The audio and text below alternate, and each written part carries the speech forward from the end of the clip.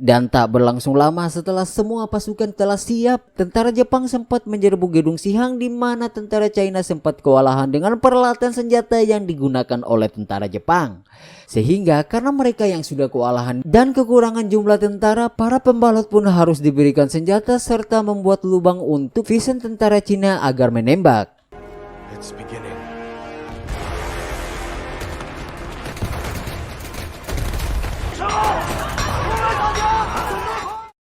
Tak hanya itu, mereka juga kewalahan dengan mobil atau alat berat yang digunakan Jepang untuk menghancurkan gedung Sihang. Faktanya mobil berat itu tersebut tidak bisa ditaklukkan oleh granat.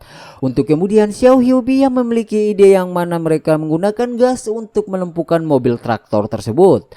Dan hasilnya ide dari Xiao Hyobi berhasil, di mana setelah mobil itu berhasil dihentikan, Jepang menggunakan meriam untuk menghancurkan tembok Sihang sehingga para tentara China sempat kewalahan juga untuk menghadapi mereka.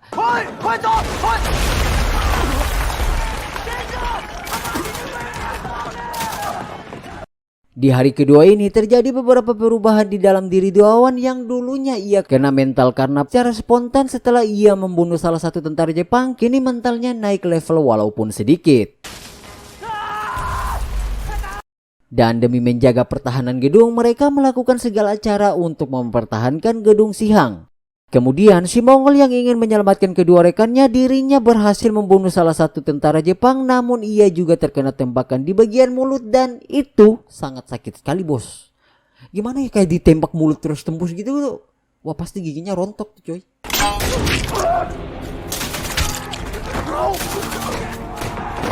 Selanjutnya, tak seperti si Mongol, si Samsul ini selalu menjadi beban dalam film ini, di mana saat dirinya sendiri berkontroversi dengan dirinya sendiri untuk melakukan sedikit aksi penyelamatan, dirinya terkena tembakan di bagian tangan yang mengakibatkan dua jarinya harus dikorbankan.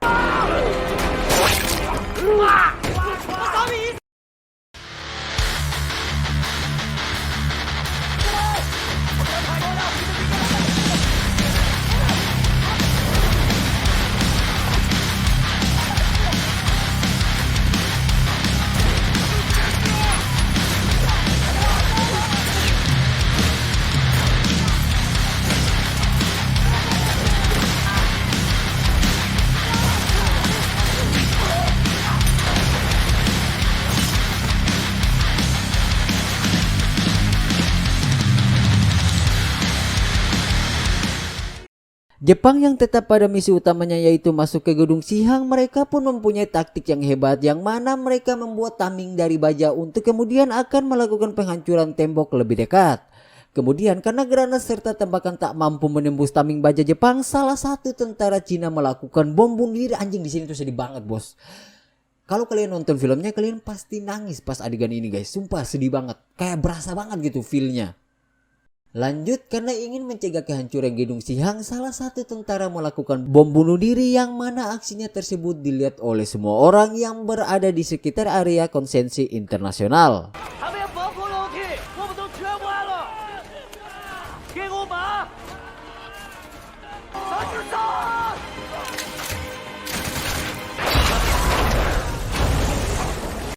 Setelah terjadi ledakan dan merasa hal tersebut berhasil, para tentara China langsung melakukan barisan untuk melakukan bom bunuh diri. Dan ini yang paling tai banget, karena salah satu tentara yang minta tolong untuk diikatkan bomnya ke tubuhnya, tentara itu malah berterima kasih kepada Doawan karena telah mengikat bom tersebut ke tubuhnya. Anjing, sedih cu.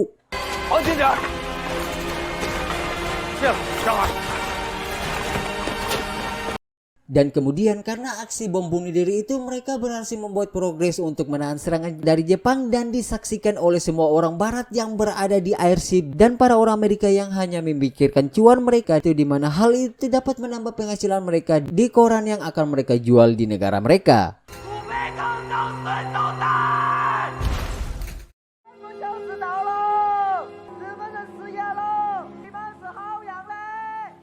Dan tak berselang lama setelah mengalami sedikit redupan suara tembakan, para warga yang ingin mengirim sebuah kabel ke gedung Sihang untuk kemudian mereka ditembak oleh penembak jitu dari Jepang.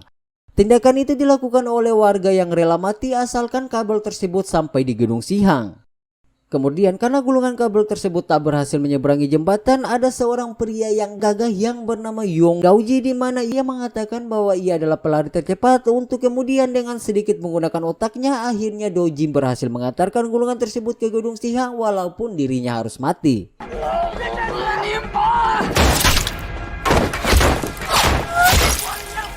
Singkat cerita, para wartawan lokal maupun interlokal masuk ke Gedung Sihang untuk mendokumentasi kondisi para tentara China, dan secara bersamaan Doawan yang sedang sebat, ia mendengar sesuatu di mana saat diperiksa ternyata itu adalah si Samsul yang ingin melarikan diri. Lalu si Samsul bilang bahwa dirinya tak akan berguna di sini karena kondisi tangannya yang sudah tak memiliki jari. Untuk kemudian si Samsul pun menangis dan bercerita kepada Doawan bahwa ia takut mati karena ia akan segera menikah, namun fakta yang sekarang ia berada di medan perang dan terjebak di sini. Setelah mendengar curhatan hati si Samsul, Doawan pun langsung menangis karena merasa tersentuh dengan cerita si Samsul.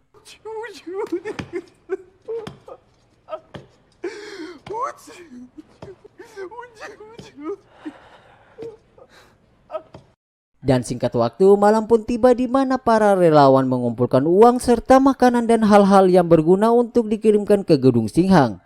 Selain itu, ada beberapa warga yang langsung melemparkan makanan dari seberang sungai ke Gedung Sihang. Lalu ada seorang wanita memberikan bendera China kepada relawan, di mana wanita relawan yang bernama Yixing langsung berenang ke Gedung Sihang, yang mana dirinya sempat ditembak oleh penembak jitu Jepang, namun ia berhasil sampai di Gedung Sihang dan selamat di sana. Dan faktanya si Yixing ini rela membahayakan nyawanya hanya untuk membawa bendera China ke Gedung Sihang yang ia lingkar di tubuhnya.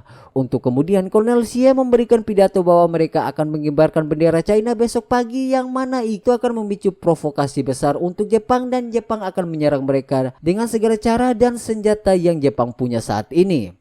Dan untuk pengibaran bendera China sendiri hanya 2 hari karena usulan langsung dari Komandan Internasional dan tentara China yang di bawah pimpinan Kolonel Xie setuju untuk mengibarkan bendera mereka di tanah air mereka sendiri yang sudah lama mengalami masa perang dan tidak ada pengibaran bendera selama masa perang tersebut. 国人的义气，上去给追帮够娘样的看一下，我们还在。自己家的地方，干嘛他妈的不上？上！自己来2天的兵，知道。 Kemudian untuk para pasukan pembelot sendiri akhirnya secara resmi diberikan tanggung jawab karena usaha mereka yang telah berkontribusi besar dalam melawan pasukan Jepang selama 2 hari berperang di Gedung Sihang, yang mana Kiai Yuan ditunjuk sebagai pemimpin pasukan pembelot.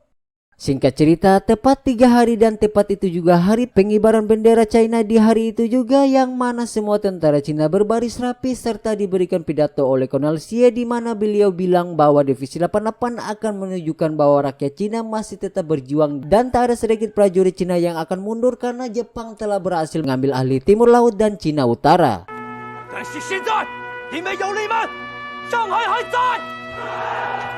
Tapi untuk membuktikan bahwa mereka pantas, sekarang Shanghai masih bertahan dan tetap berdiri untuk kemudian saat pengibaran bendera dimulai, semua rakyat yang berada di konsensi internasional dan beberapa negara di luar negeri yang berada di konsensi internasional juga menyaksikan hari pengibaran bendera setelah lama tak melihat bendera China berkibar.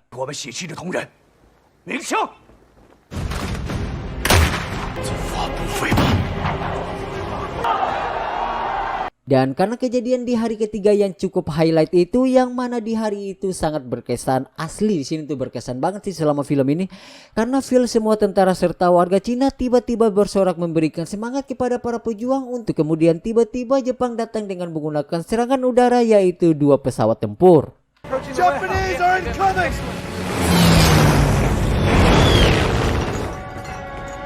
团奏，北6攻击，1排机型预案。 Sesuai dengan yang direncanakan saat itu juga, Jepang langsung mengarahkan 2 pesawat tempur untuk merobohkan tiang bendera China. Sontak serangan yang berbeda level itu membuat banyak korban dari pihak China, tapi semangat dan keteguhan untuk tetap menahan posisi tiang bendera tetap berdiri masih kuat, yang mana tentara China terus melakukan defense sampai salah satu pesawat berhasil dilukai dan disaksikan oleh seluruh warga di sana.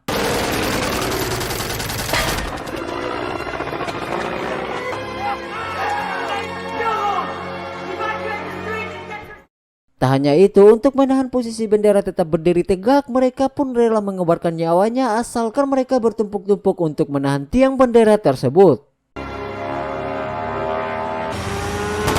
Tak lama setelah itu, Jepang yang tinggal satu pesawat, Jepang pun melakukan penembakan secara membabi buta di mana warga sipil pun ada yang terkena tembakan tersebut dan harus meninggal, padahal peraturan peperangan tentara dilarang untuk menembak warga sipil.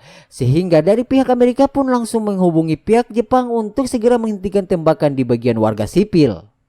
Lalu tentara China yang semakin berkurang, mereka tetap berusaha sebisa mungkin untuk menahan bendera dengan memeluk bendera, dan itu sangat menyedihkan karena mereka harus tertembak oleh tembakan dari pesawat udara.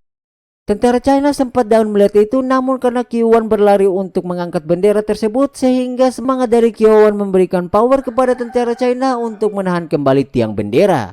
Dan dua orang yang sudah memiliki progres terhadap mentalnya yang naik level, ia memiliki mental baja di mana dirinya berdua langsung dengan pilot pesawat dan ia pun berhasil menawar pesawat Jepang untuk itu. Kemudian sang pilot pun langsung mundur karena pesawatnya telah terluka.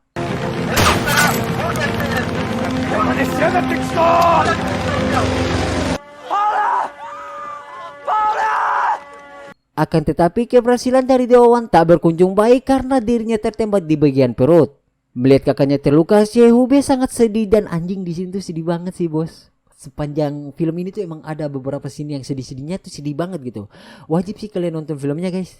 Karena walaupun udah saya ceritain, beda kepuasan kalau kalian nonton sendiri asli. Percaya deh, film ini tuh keren banget. Kalian gak bakal rugi lah kalau meluangkan waktu untuk nonton.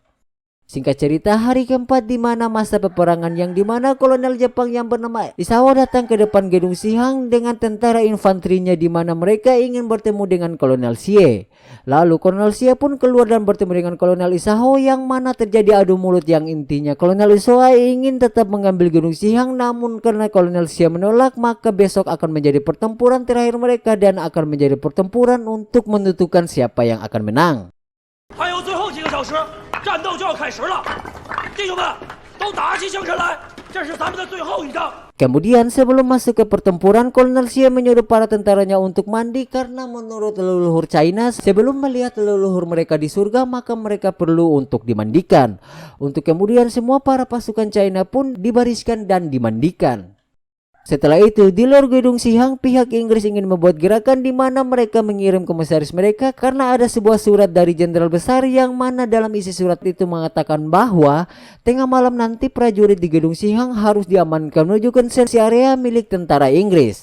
Lalu komisaris bilang bahwa konferensi perjanjian K9 ditunda atau dibatalkan karena delegasi telah menyadari sikap berbagai negara di mana Inggris dan Amerika hanya peduli dengan kepentingan mereka masing-masing dan tak mau membantu mereka, di mana perkembangan pasukan Cina hanya dijadikan bahan pertunjukan oleh negara barat. Tai gak tuh? Jahat gak tuh? Jahat lah bos. Senang aja gitu para negara Inggris lihat perang kayak gini. Gak tahu ya, ini gue gak ambil pendapat gue sendiri, tapi emang diceritain dalam film ini gitu bahwa emang negara-negara barat pada waktu itu tuh emang senang lihat perang kayak gini. Emang ada di filmnya ya, ini bukan pendapat saya pribadi loh, emang ada di filmnya. Kalau kalian nonton kalian pasti tahu. 北美这接没听起这场战斗，正面战争背后都是政治。 Lanjut, kolonel yang mendengar berita itu, kolonel pun terus ngotot dan percaya diri bahwa dirinya yakin bisa mengatasi semua masalah dan membawa Cina ke dalam bentuk negara yang lebih berdaulat untuk generasi selanjutnya. Yang mana aksi mereka akan menjadi aksi yang sangat epik, pedih, dan akan memiliki tempat tersendiri di sejarah China dan seluruh dunia. Namun karena isi surat dari jenderal mereka tetap ingin menyuruh pasukan untuk mundur dan bangsa China yang telah mengalami penderitaan di atas laut berdarah, maka untuk itu kolonel langsung memberikan informasi kepada pasukannya dan mengikuti apa yang dikatakan oleh komisaris Inggris. 我们的后人会记住这个，我们的国家会记住你们所做的这一切，你们才是真正的中国人。 这是我现在真实所想。 Sebelum itu mereka membagi menjadi dua kelompok, di mana kelompok yang ingin tetap tinggal dan rela mati akan tinggal di gedung dan melakukan perlawanan kepada pihak Jepang jika terjadi penembakan saat malam itu juga. 来生再见，来生再见。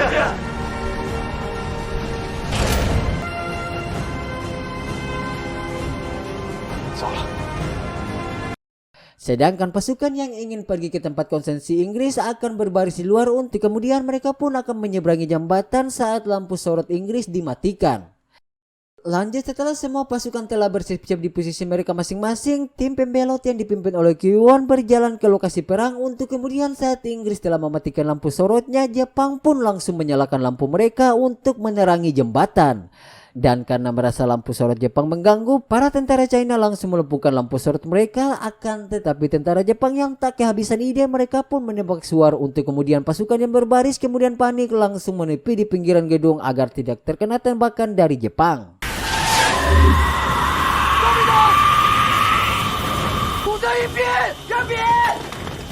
Looks like something bad's going to happen. Dan karena tak punya pilihan lain serta mengikuti apa yang dikatakan oleh isi surat, mereka pun akhirnya tetap melakukan tugas mereka, di mana saat mereka berlari menuju jembatan konsensi, mereka dibantai oleh Jepang, yang mana banyak sekali pasukan Cina yang harus terluka parah karena hal tersebut.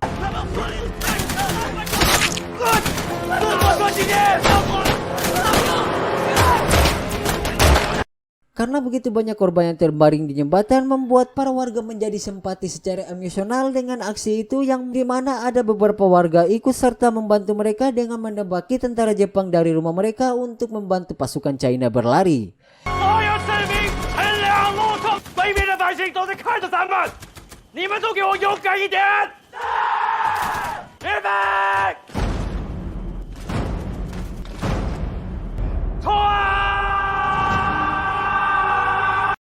Tak hanya itu, warga sipil yang menyaksikan itu, mereka mencoba memberikan power atau semangat baru kepada pasukan Cina dengan menerobos masuk untuk kemudian memberikan semangat dengan menyalurkan tangan mereka.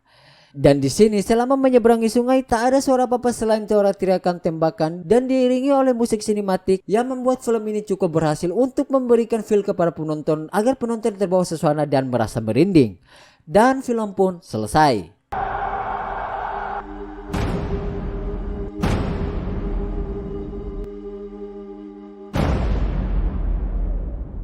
Sekedar info, dan info ini sangat penting. Sebelum masuk ke kredit title film, ada sebuah scene di mana gedung Sihang masih berdiri hingga sekarang dan tak pernah dirombak hingga saat ini, karena mengingat sejarah terbesar untuk tentara Cina yang telah berkorban untuk negara mereka sendiri. Dan gedung Sihang itu tak pernah terjadi perombakan walaupun infrastruktur dari China sudah maju sangat pesat hingga saat ini. Seperti yang kita tahu, Cina tuh sangat terbanget gitu dari bidang teknologi, infrastruktur, pokoknya apa-apa tuh Cina pintar karena mereka jago untuk duplikat, guys.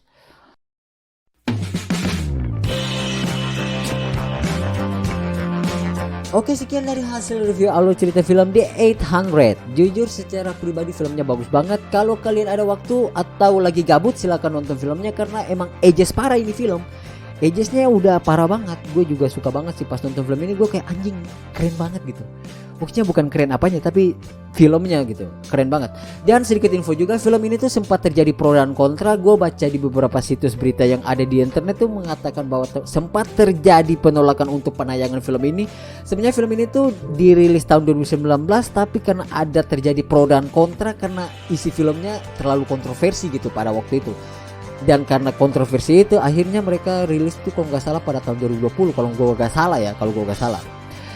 Walaupun di tahun 2019 juga sempat terjadi pandemi pada waktu itu, tak memungkinkan mereka untuk menayangkan, tapi ada beberapa kontroversi yang dimasukkan dalam, terutama si Kolonel Xie, dia itu seorang komunitan atau revolusi negara China yang emang gak ada sedikit sangkut paut sama partai komunis. Itu kalau nggak salah. Pesan yang bisa kita ambil dari film ini versi saya, penderitaan harus dihentikan dan di dalam sejarah sudah ada ceritanya untuk dihentikan. Tapi untuk sekarang yang harus dihentikan adalah pelakor, karena pelakor harus dihancurkan karena pelakor adalah penderitaan yang merasakan untuk saat ini. Itu. Oke guys, jangan lupa subscribe, like, dan share jika kalian suka dengan channel ini. Sekian dari saya, Chanku. Mohon untuk undur diri jika ada kata atau bagian sini yang terlewatkan, mohon dimaafkan. Bye bye guys, sampai jumpa lagi di next video and I love you guys.